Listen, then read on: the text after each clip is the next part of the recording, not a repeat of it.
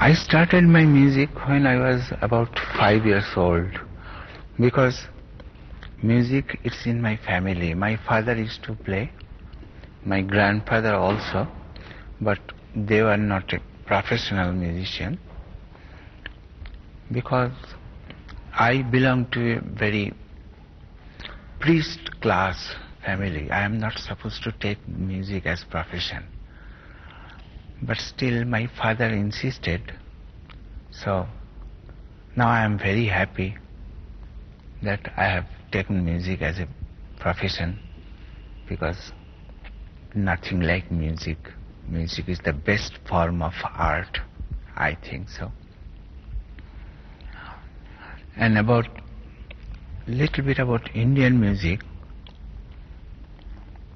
Music has got two different sides. One is to entertain people.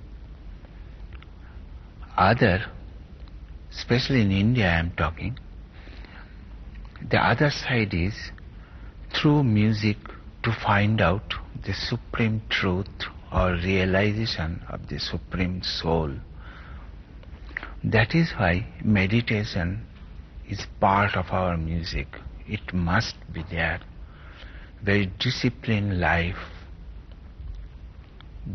a lot of practice. It is of course in Western music also, but very disciplined life in the beginning, especially in the training period, must be there. And Indian system is that the student will go to the teacher's house and stay with them as one of the family members.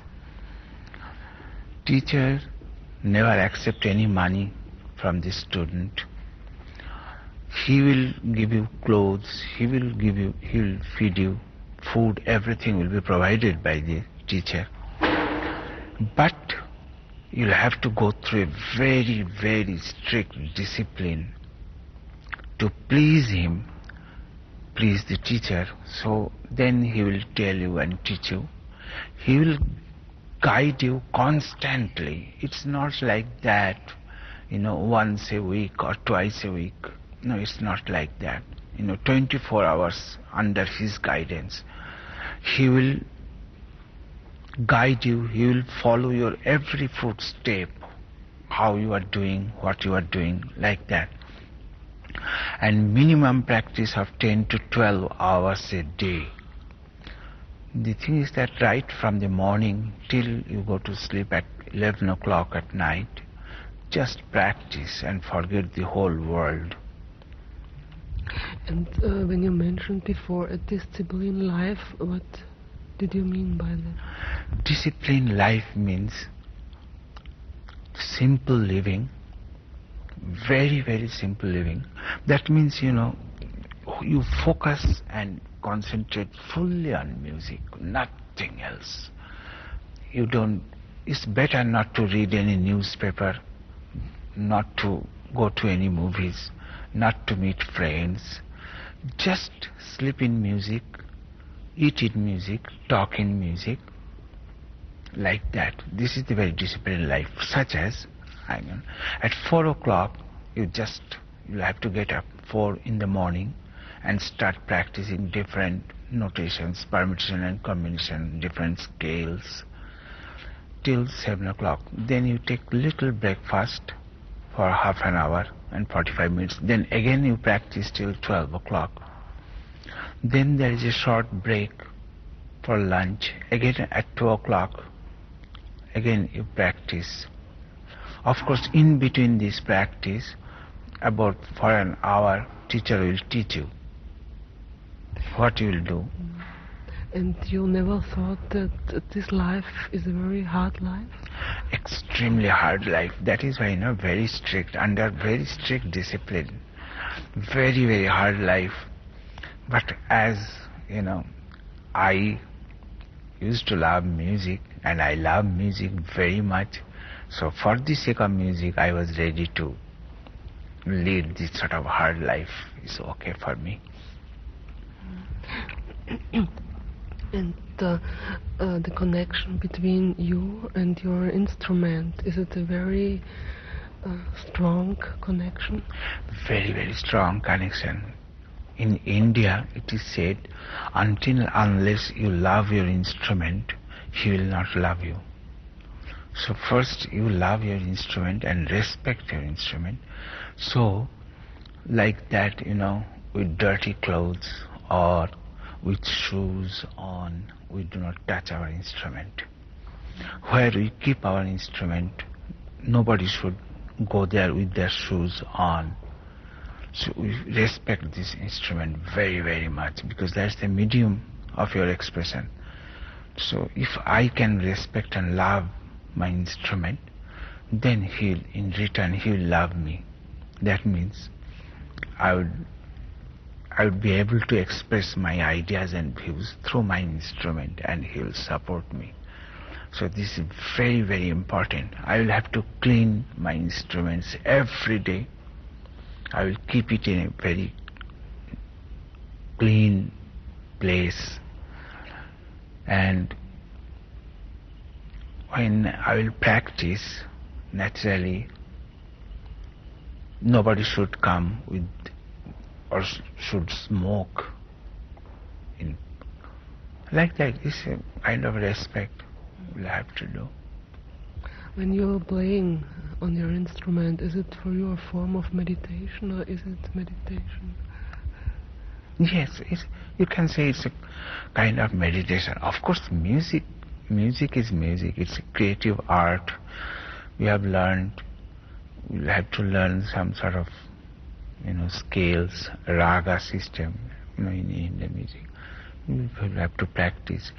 But of course, it's a kind of meditation, because I told you before, in Indian music, it was practiced to know the supreme truth. It is not only for the entertainment of the people. No, when we play for the people, for the listeners, I cannot do that I cannot play that beautiful music, but I try. But idea is to lift up the mind of the listeners and to place them in front of the space, or you can say God, you can say power, you can say energy, anything, to lift up the mind of the listeners from this materialistic world towards the spiritual side. And do you have the feeling that the Western audience are able or interested in lifting up the mind to higher things? Or is there a little bit a barrier frontier? Naturally, I told you, like pop music or rock music, for entertaining people, it's okay. It's absolutely fine. In India also, there are light type of music. But classical music, whether it is Western or Indian, I myself think idea is the same. Because I have met some good Western musicians in America. Like I know Mr. Menuhin very well.